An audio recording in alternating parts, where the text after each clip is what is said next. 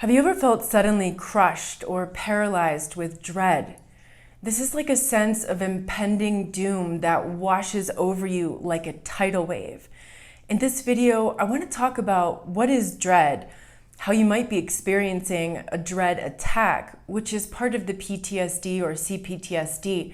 And then at the end, I'm going to give you some tips for reprogramming that sense of dread.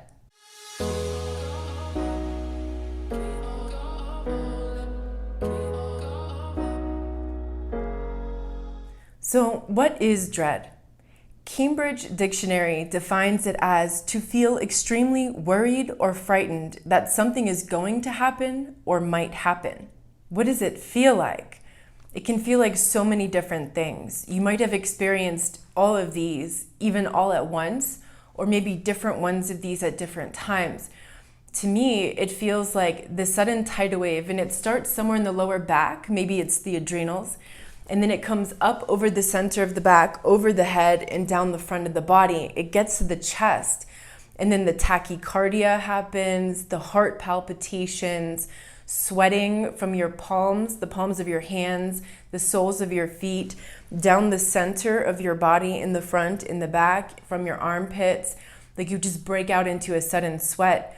You might just the opposite, get this sudden paralyzing sense of freezing, like it's taken all the heat out of your bones and you're curled into fetal position just trying to get warm. It could just totally freeze you in your tracks, like you're totally paralyzed. You can't move, you can't breathe. You might notice all of a sudden you were holding your breath and you don't even know for how long.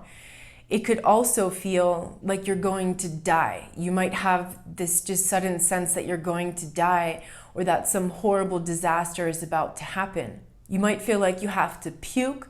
Your mind might start fantasizing about the worst case scenario. It might be telling you things like these horrible things are going to happen, or you might literally be seeing visions of things like literally the worst case scenario, but some kind of intruding vision. Dread means that you don't feel safe. Now the thing is, this might not actually be necessarily true in your current situation whenever the dread attack happens. It could be something that's coming from the past, and that's the confusing thing. So for example, when I first started this YouTube channel 4 years ago, I was mostly talking about relationships, and every now and then I would put a little bit of truth in there about my family. And anytime I revealed any truth about the abuse in my family and I would finish that video afterward, I would have a sudden dread attack. And I didn't understand why or where these were coming from until I put it all together. All of a sudden, it hit me that it was like that childhood programming of feeling like you're gonna get in trouble because you told the truth. Now, it could mean that you are in imminent danger and it's reminding you of something from the past. So maybe it was in your family or with an ex, like they would always put your life in danger. They would put you at risk in some way. And by the way, I have a video on that topic. I'll put that link up here if you want to check it out. And then maybe now you've got a new friend or you're dating someone or you're in some situation where that person is doing the exact same thing. They're doing things to put you at risk. And so of course you're gonna have a dread attack. It's about the current situation and about the past. So it could be both. It doesn't necessarily mean that you're in imminent danger. So why would this be happening if you are safe? Why would you suddenly feel unsafe? The thing is, you were in unsafe situations in the past. Some kind of trauma happened to you. Those events of trauma got programmed into your nervous system.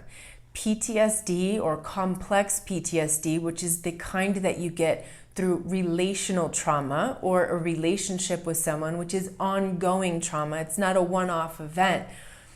And PTSD, what it does is it's like it freezes your brain in the past. So your brain is running a broken record about the trauma of the past because it's trying to resolve it. So that means nowadays, it's like you're constantly on edge or you're very reactive to situations because your brain is programmed in that way. So we actually need to rewire our brains. We need to reprogram ourselves when we get PTSD or CPTSD. Because even though it served you in the past, to be constantly on guard, hyper aware, hyper vigilant, ready to respond to any emergency that might come up, that's probably not serving you on a daily basis, because you're probably losing a lot of energy, time, and getting a lot of exhaustion from those experiences. It's no fun to live reactive and defensive to life. So you probably don't want to get stuck there. Now, this is going to be a lot more severe and intense in the early stages of recovery. It's going to lessen over time and as you do the work. But the thing is, if you don't do the work, this is going to keep happening to you on a very regular basis. You just might not have noticed what exactly was happening. You just got really uncomfortable, scared. Maybe you noticed some of those body things that I was mentioning, but you might not have understood what's happening and why it's happening. So I want to teach you some ways to reprogram yourself in the first aid for when these dread attacks happen, and then I want to give you some preventative care so that you can help yourself over the long term. So the first aid for dread attacks, meaning it's happening in the moment and you notice it. So the first thing is you have to recognize, I'm having a dread attack right now. That's immediately going to give yourself an understanding of what's happening to you, which almost starts to calm you down a little bit, because you know that desperation of not understanding what's going on. Then you want to start taking some deep breaths, and you can use a tapping exercise that I recommended. I don't know if you've seen a short series. I did a 3-video series. I'm going to put that playlist up here in the corner for you. It was about 4 years ago, and I gave you some of these tips in that video, but I'm going to remind you right now, over here down the chest, underneath your sternum, which is that bone that goes down the chest, underneath there is the thymus gland. That's part of your immune system. So your immune system gets overreactive when you're under stress. So you can tap on that. I don't want to hit it because I'm going to hit the microphone, but tap on that bone, the sternum, because underneath there's the thymus gland. And as you're tapping on there, tell yourself, everything's okay. That was the past. This is now. This is just a memory. This is just a flashback. I'm safe now. And literally train yourself to keep repeating that like a broken record in the moment that you're having the dread attacks. This is the only way that I figured out how to stop myself from going down those dread attacks, from getting paralyzed for sometimes hours at a time, and then not being able to function in life. You really want to get a grip on that. So the more you train yourself to immediately jump in and have this answer for yourself, have this response, this healthy way to calm down the dread attacks, you're going to see a huge difference over time. So after you're calming yourself down, you're telling yourself everything is okay, then pause for a moment and ask yourself, why do I feel unsafe right now? And chances are what comes to you is that, I don't know, maybe you were on social media and you read something or you wrote something, and then suddenly you felt unsafe and you didn't understand why.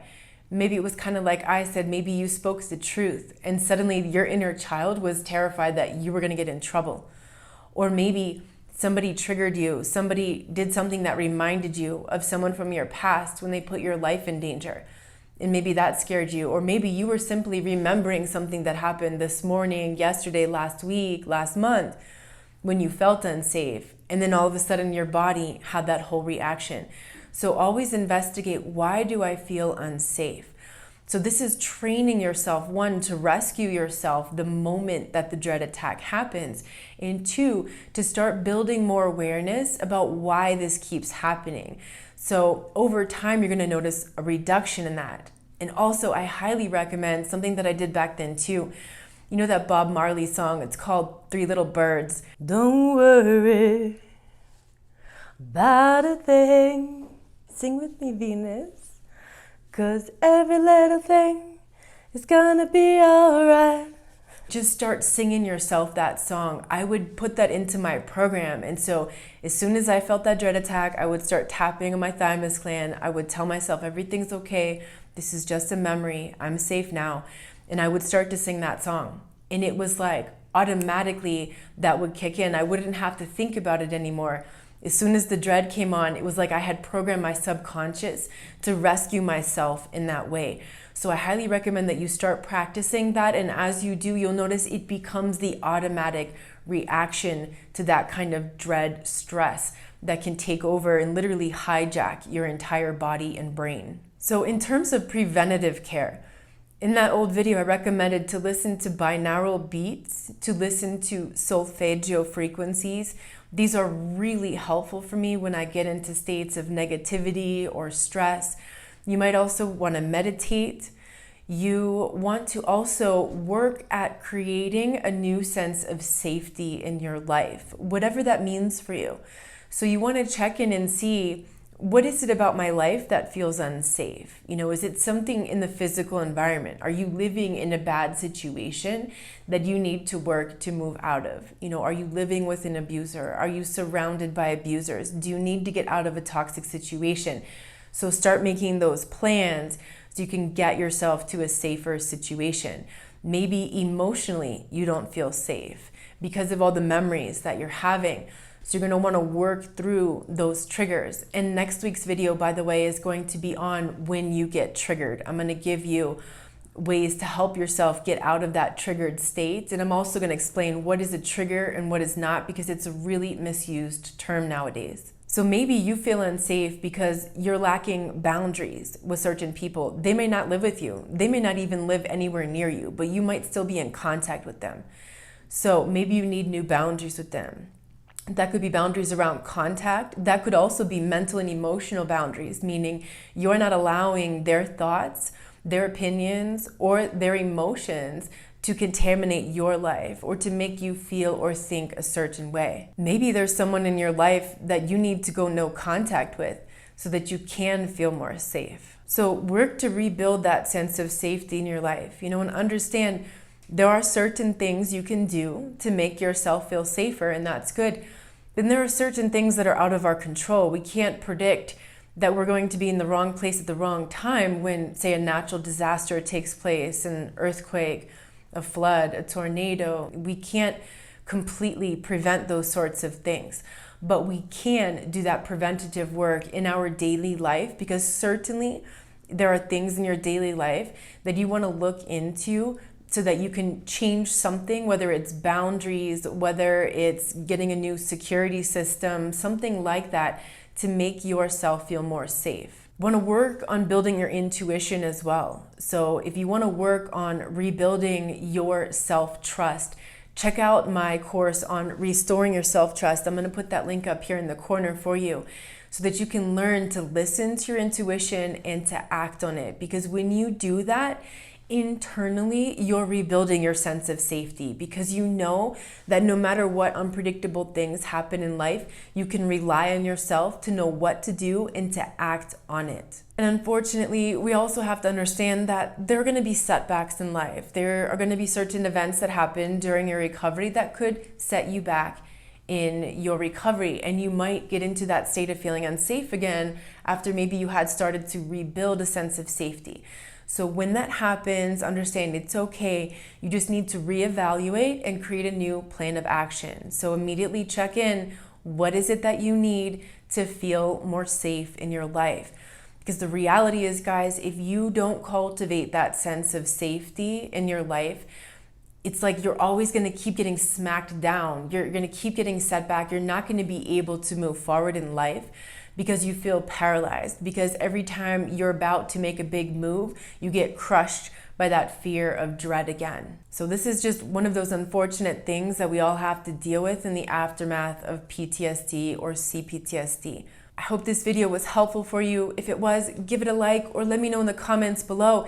If you want to share something that could help other people, some insight that you have about those dread attacks, something that you did that I didn't mention that helps you to get over those dread attacks or to calm yourself in the moment, or even as preventative care for long-term well-being, I would love it if you leave that in the comments below. I'm sending you a big hug. Don't worry about a thing,